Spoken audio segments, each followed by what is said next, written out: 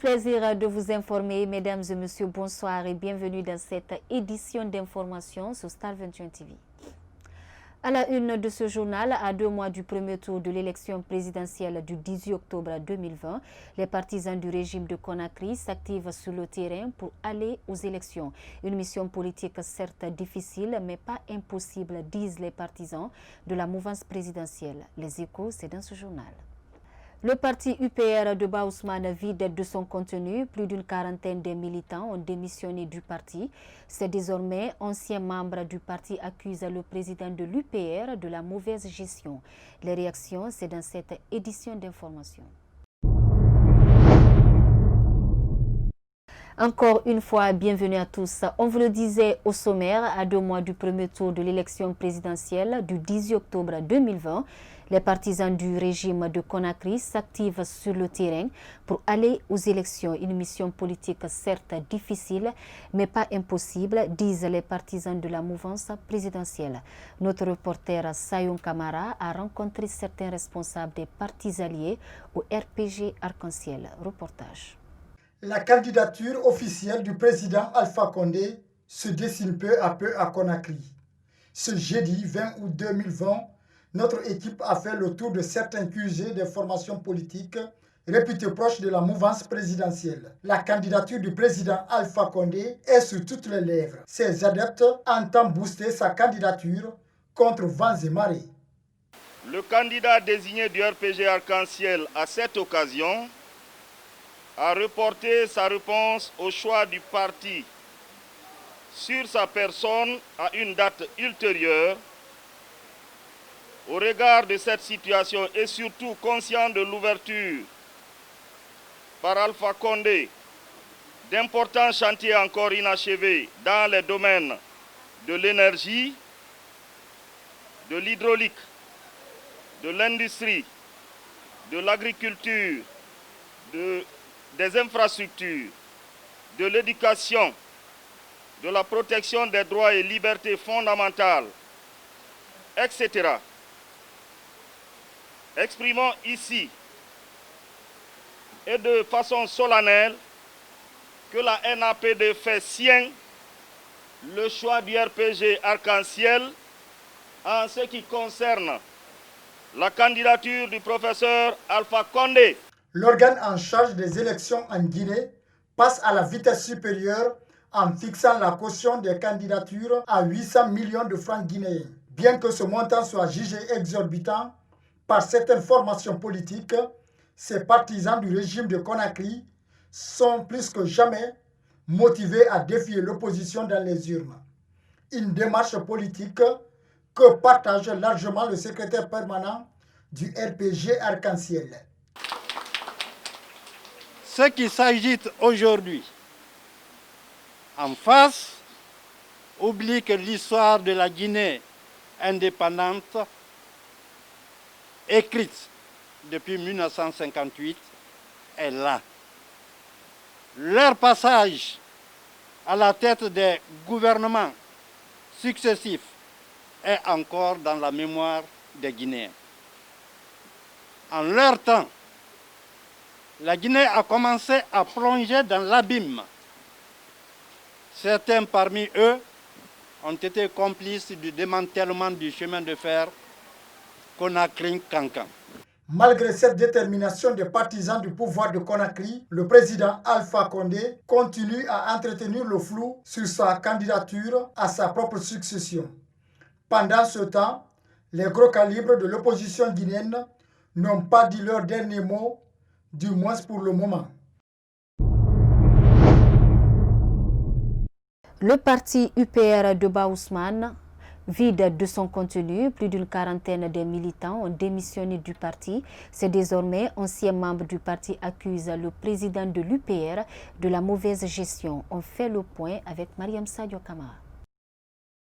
Le parti UPR traverse actuellement une période de turbulence. Plusieurs militants non satisfaits de la gestion de leur leader, Ba Ousmane, quittent le navire politique. L'ancien secrétaire du parti revient sur les raisons de leur démission collective. Nous démissionnons de ce parti par rapport à l'incohérence politique de son leader, et le non-respect des textes juridiques du parti. Donc voilà les raisons fondamentales de notre départ de ce parti.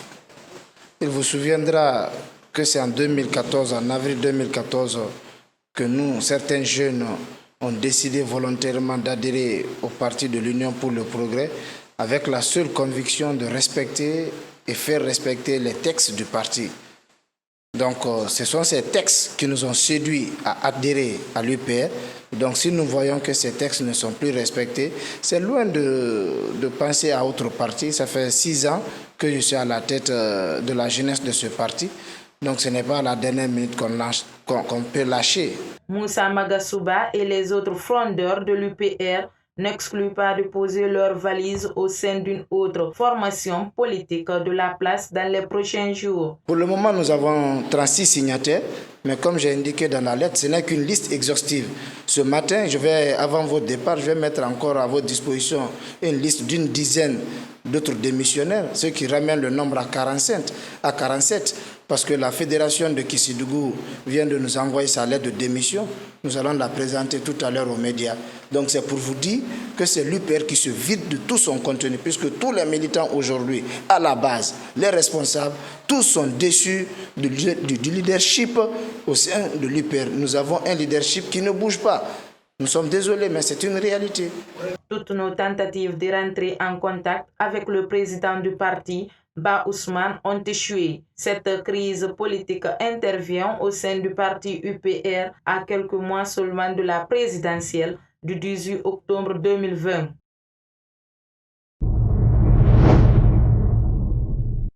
Le coup d'État militaire au Mali est intervenu sans engendrer aucune perte en vie humaine ni effusion de sang.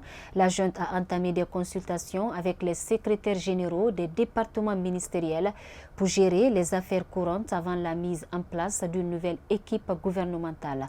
Cette actualité a été abordée par l'ancien ministre de la Défense, Maître Abdoul Kabele Kamara. Le coup d'État au Mali est largement commenté au-delà de ses frontières.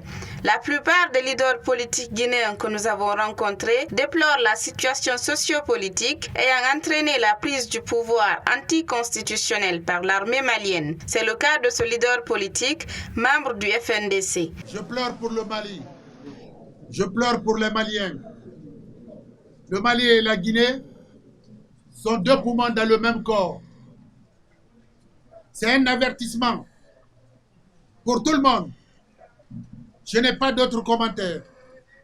À l'heure où nous sommes en train d'échanger, le peuple malien doit être regardé avec beaucoup de compassion.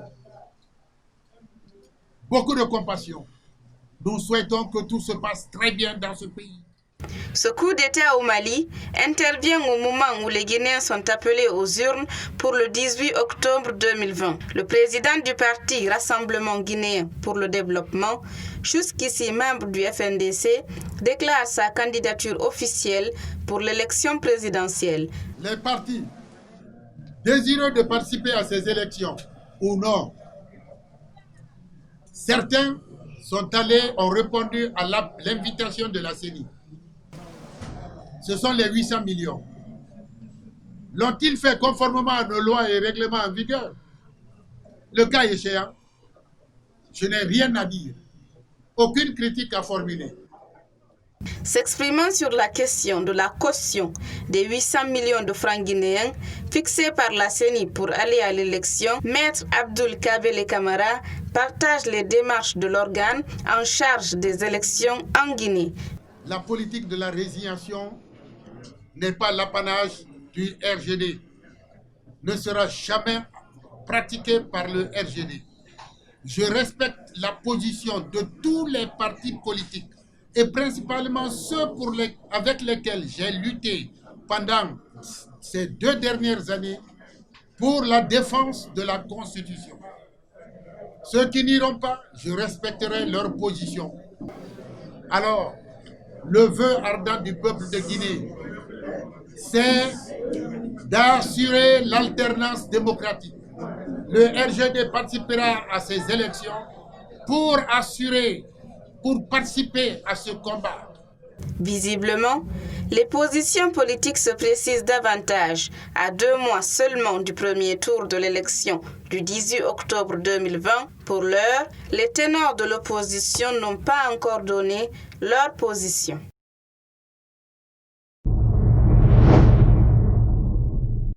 Restons toujours au Mali pour dire que cette actualité a été également commentée par d'autres politiques guinéens. Une question sensible qui risque d'affecter la stabilité politique de la sous-région ouest-africaine, disent-ils. Suivez. Nous avons dit ce que nous avons à dire par rapport à ce processus électoral qui, d'une manière ou d'une autre, ne devrait pas être la priorité puisque nous sommes devant un vide constitutionnel.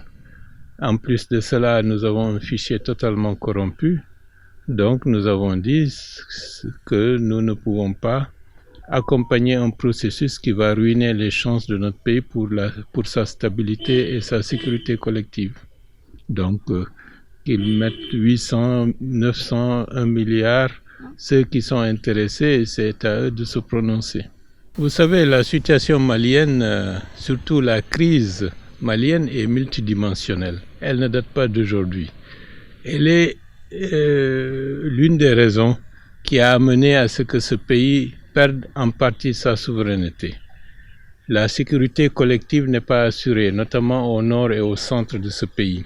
La gouvernance, comme les acteurs maliens l'ont définie, elle est désastreuse. Et des révoltes ont pu être signalées, les mouvements de masse ont demandé à ce qu'il y ait un changement au niveau du sommet de l'État. Il y a eu des répressions et depuis lors la situation est devenue crispée.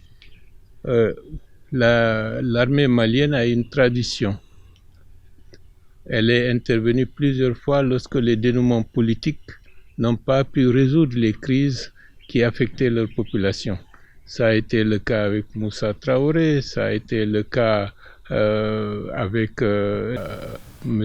Modibo Keïta, et maintenant c'est une récidive. Donc il y a une tradition d'implication de l'armée malienne dans la résolution des crises de ce pays lorsque ces crises atteignent une phase très aiguë. Les 800 000, je crois que c'est une institution de la République qui l'a fixée. Elle a dit méditer, réfléchir, et faire beaucoup d'études par rapport à ça.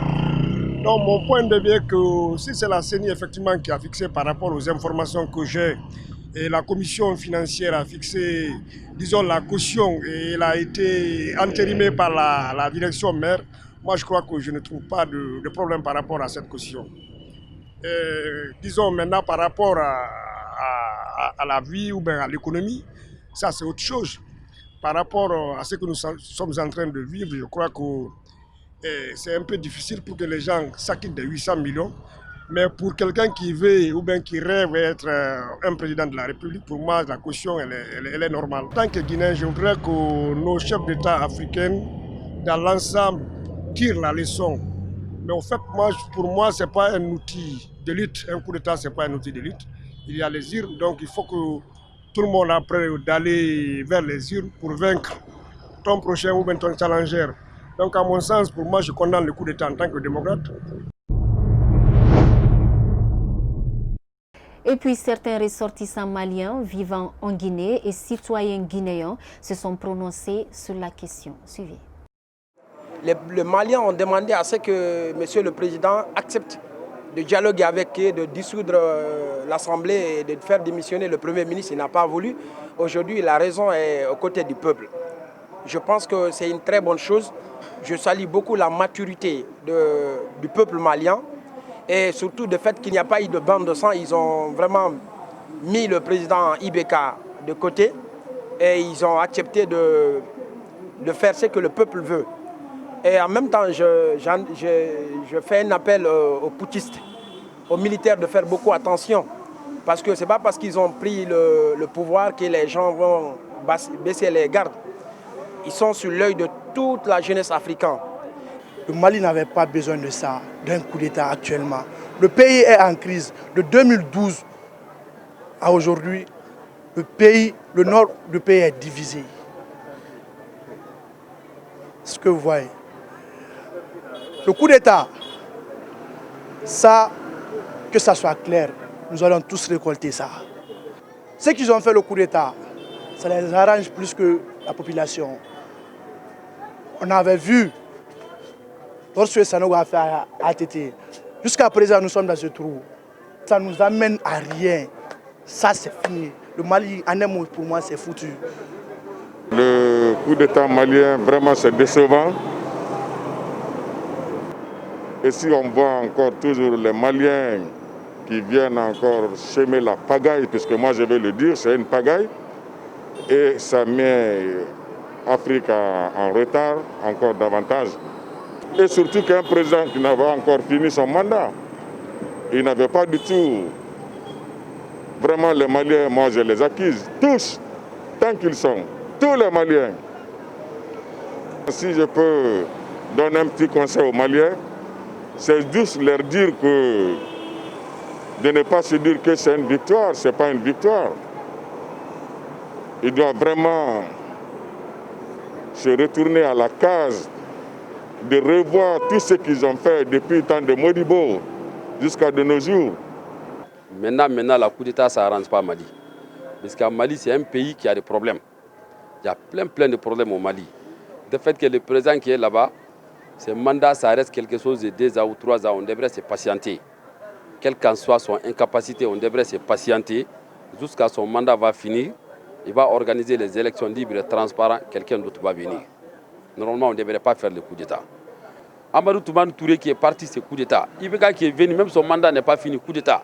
Ce n'est pas bon pour l'image de Mali. On ne le souhaite pas. Je suis vraiment désolé. Je suis contre quand même. Il fallait continuer toujours le dialogue. Il fallait toujours le continuer pour le dialogue. Ça, la solution. Coup d'État, ce n'est pas la solution. Franchement, au profondeur, coup d'État, moi, en tant que citoyen malien, ça m'a trop choqué. Le président pouvoir qui est en place même, je suis contre ça, mais je suis contre son gestion. Mais pour les Poutine quand même, franchement, c'est très déçu. Pour clore le dossier malien, ajoutons que la CEDEAO exige le rétablissement de l'ordre constitutionnel et la libération immédiate du président déchu Ibeka. L'organisation sous-régionale a annoncé également la suspension du Mali de tous ses organes de décision. Ce n'est pas tout, l'institution a opté pour la ligne dure pour asphyxier la junte. C'est ainsi qu'elle a décidé de la fermeture des frontières terrestres et aériennes ainsi que l'arrêt de tous les flux et transactions économiques, commerciale et financière entre les pays membres de la CEDEAO et le Mali. Des citoyens se plaignent du mauvais comportement de la police routière et le mauvais état des routes à Conakry. Étant la plupart des usagers, ils affirment tous de payer régulièrement des taxes à l'État pour que les routes soient réparées. Suivez. Le pays va très mal. Et le pays va très mal, je répète plusieurs fois, le pays va très mal. Concernant quand même la gestion du régime en place. La jeunesse aujourd'hui, franchement, souffre énormément. Car Covid-19 en Guinée, c'est purement politique. Quand on parle de la loi est applicable sur tout le monde. Le corps habillé ne porte pas quand même franchement la bavette. On te prend, toi tu es civil, on te verbalise avec une somme de 30 000 francs. Un corps habillé et c'est présent, soit disant qu'il est militaire, franchement on le laisse passer, sans utiliser ce bavette. Franchement, à l'État guinéen, de faire tout possible d'appliquer la loi. Et seule la loi, franchement, qui peut faire l'affaire d'une nation. Premièrement, c'est les policiers, ce qui est lié à notre travail taxi-moto. Les policiers nous fatiguent beaucoup. Il y a la police CMS, il y a la routière. Partout là où tu vas, on t'arrête, on te verbalise. Des fois, même si tu as tous les papiers, on te dit non, c'est arrêt gênant, même si ce n'est pas un arrêt gênant, on te fait gaspiller seulement. Ça, c'est un. Deuxièmement, ce qui est lié aux maladies là. Parce qu'actuellement aussi, notre travail, ça ne marche pas beaucoup. Les maladies là, ça a beaucoup joué sur nous aussi. Pour la route aussi, les routes sont impraticables. Surtout dans le quartier, il y a de ces parties, c'est impraticable. Même sur le goudron aussi, il y a de ces parties encore, c'est pas bon. Notre engin, ça ne dure pas. Ça, l'état des routes, c'est pas bon. On demande l'État de veiller sur ça aussi, de nous aider à réparer les routes, parce qu'on paie les taxes, on paie vignettes, assurance, autres là, tout. Et lorsque nous prenons la maladie coronavirus, voilà, cette pandémie a fait stopper beaucoup de choses. Et la politique déjà, ça ne va pas. Et en plus de ça, nous avons ce qu'on appelle le chômage. Et ça fait de cela combien d'années jusqu'à présent? Bon, il n'y a rien. Donc, j'appelle beaucoup le ravage total du chômage et surtout de l'emploi des jeunes. Le respect du port des casques par les motards fait défaut à Conakry. Plusieurs détenteurs des engins à 2 roues et leurs passagers ne respectent pas cette règle pour se protéger contre les accidents de la circulation. Les forces de l'ordre tentent tant bien que mal de faire respecter cette mesure. En Guinée, le constat révèle que plusieurs détenteurs des engins à 2 roues ne portent pas de casque. Ces détenteurs qui roulent parfois à tombeau ouvert sont exposés aux risques et périls de leur vie. Conséquence, on enregistre souvent des accidents mortels, comme nous explique ce commissaire spécial de la police routière de Matoto. Ils pensent qu'ils portent le casque à cause des policiers. Or, ce n'est pas à cause des policiers, c'est pour leur propre vie. Parce que nous sommes sur la route.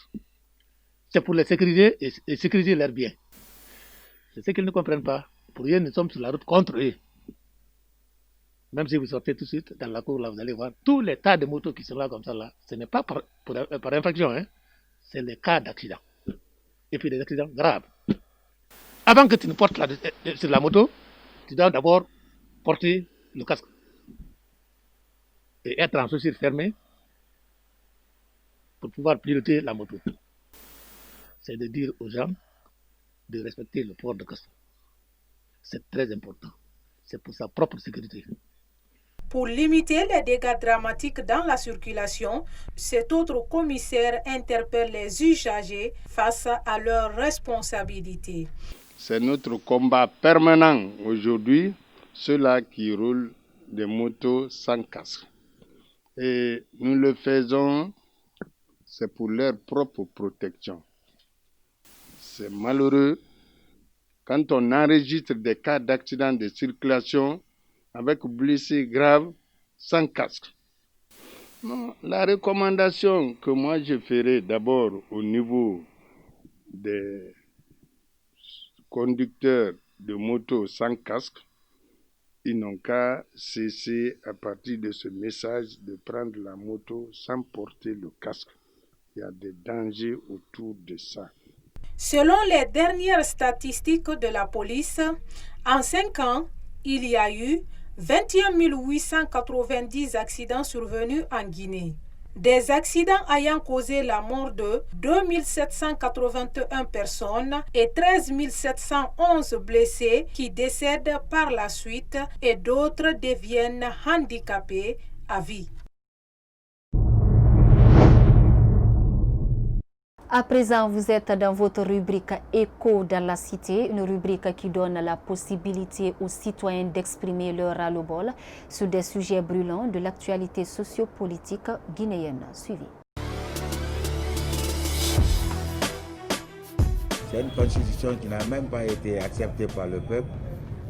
À plus forte raison, celle qui a été votée et qu'on parvient à changer le contenu de cette constitution. Moi, je dirais que c'est aberrant. C'est aberrant dans un pays démocratique où le peuple ne s'exprime pas. Et le peu de peuple qui s'était exprimé, on essaie de changer le contenu de cette constitution-là aussi. Vraiment, c'est aberrant. Avant de commencer, la vérité est que c'est le 1/3 des Guinéens qui avaient voté cette constitution. Tandis qu'on dit généralement que la constitution est l'expression du peuple. Avant qu'une constitution ne soit au vote, il faut que ce peuple-là ait connaissance de cette constitution, c'est-à-dire du contenu de cette constitution. Par rapport à cette constitution de 2020, cela n'a pas été fait.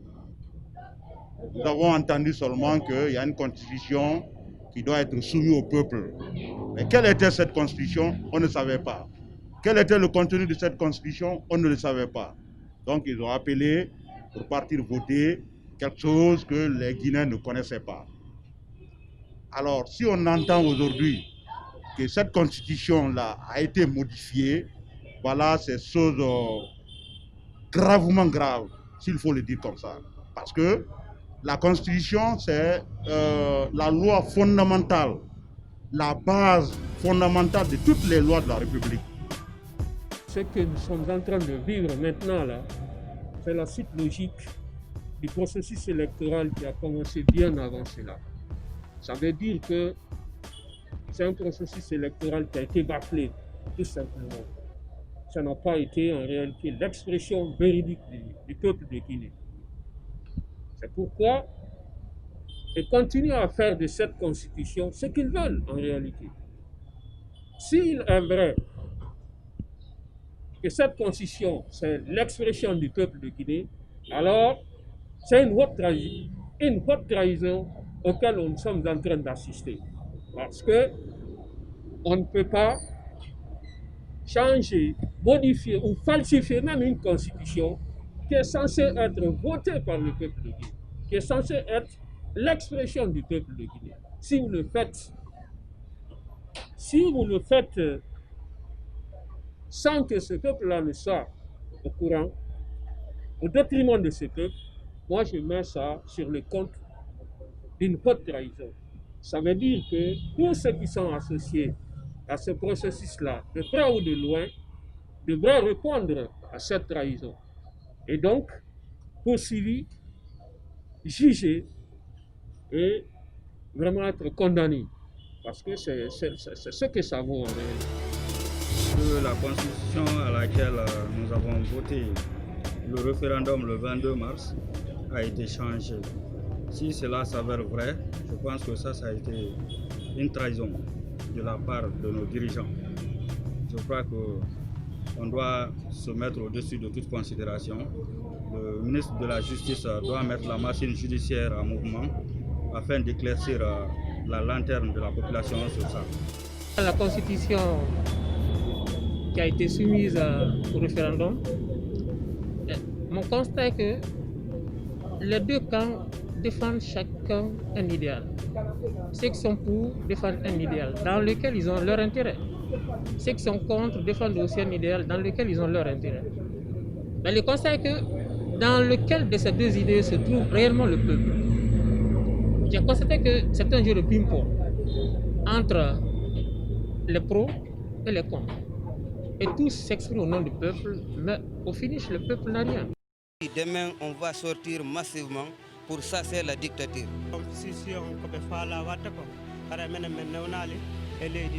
On a fait assemblée, donc quand on dit qu'on est venu à Téton. Ça ne m'intéresse pas.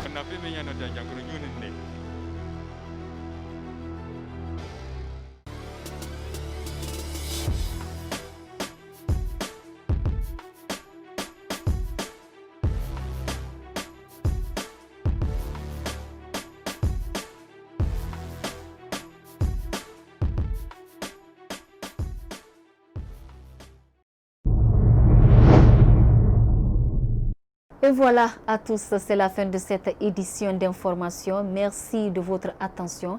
Tout le plaisir a été pour moi de vous servir. Bonsoir.